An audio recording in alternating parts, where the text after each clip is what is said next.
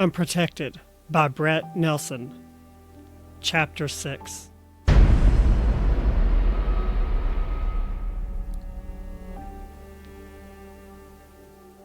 James dragged into the house feeling years older than he ever had. Despite his job that required very little in the way of critical thinking, he could barely focus on the 3 massive yards he had mown today in the just out-of-town gated community of Casper Hills Estates. Nobody but doctors and lawyers could afford to live within the walls of privilege that Casper Hills provided, which was fine with him. They could have their privilege because he was fine living a happy and modest lifestyle. He whispered a prayer for peace. His soul needed it now more than ever. As he prayed, a scripture from Psalms flooded into his mind. You will keep in perfect peace those whose minds are steadfast, because they trust in the Lord. Sarah looked up in shock from the lamp she was dusting when he ambled through the door. Well, what a nice surprise. You're home early. He glanced at his watch. It's only a little after 4.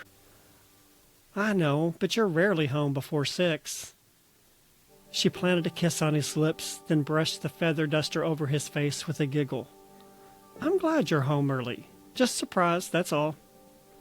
I normally stay at the office and do invoices, but I couldn't concentrate, so I just gave up and came home. She laid the feather duster on the coffee table and looked at him with concern. Something's going on. What is it? He dropped onto the couch, even though she hated for him to sit on the furniture before he cleaned up after a day of mowing lawns. Did you not hear the news? She shook her head. What news? You didn't hear the news? Do you not turn on the television during the day?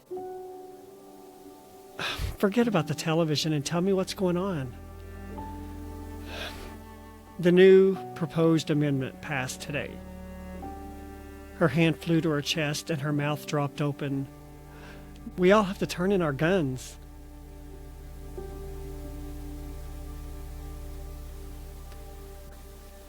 This is going to be a national disaster. He nodded his agreement because he couldn't muster a verbal response. When? They'll broadcast that information soon. I stopped by the police station and tried to talk to Sheriff Connor, but if he knows anything, he's not telling. Her face turned dark with anger. How can he not tell us what he knows? We deserve to know what's going on. He held up his hand. Honey, please. It's only been a few hours since they announced it. Sheriff Connor will let us know what we need to know when we need to know it. He cut his eyes over to the window, then back at his wife, who stared at him with a face drawn in distress. You can't repeat this to anyone because the sheriff told me in confidence, but he thinks it'll happen quickly, like within the next few days or a week tops. She threw her hand to her forehead. I never thought I'd see the day something this horrible could happen. This goes against everything the Constitution stands for. He didn't know what to say, so he said nothing. Obviously, we're not giving up our guns, right? How would they know? How would they know if we surrendered them or not? It doesn't work like that, hon. There are records on all guns purchased through legal means. I imagine the government will utilize those records to ensure that all guns are confiscated. Trust me, corrupt governments can always connive and manipulate any number of ways to get us to do what they want. We have no choice. You're saying we'll just roll over and do whatever these nimble-headed Washington, D.C. yahoos tell us to do? She whispered through clenched teeth. Even though it's not in the national best interest? I don't know what we're going to do, he whispered. I need time to think and process it, but I don't see how we have much choice. A darkness clouded her eyes and her lips trembled. What happens when we no longer have guns and someone...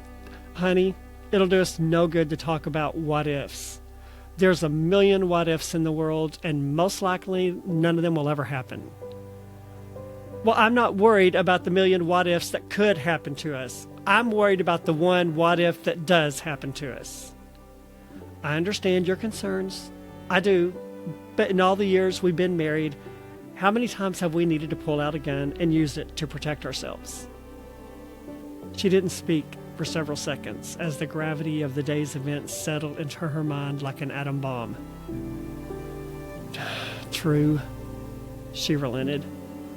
But that's not the point. Even though we've never had to use it in all these years, we had it if we needed it. Not to mention, in the past, the entire country wasn't in an outrage of such blatant government overreach. Having guns is a peace of mind we'll no longer have. He leaned up and placed his hand over hers. We have to stay strong for each other, for the kids, and for our community. Let's not borrow trouble. That's all I'm saying. He was right, and she knew it. Now, more than ever, they needed to remain clear-headed and rational in their thinking. This was no time to go into the world half-cocked. But what if trouble comes to borrow us?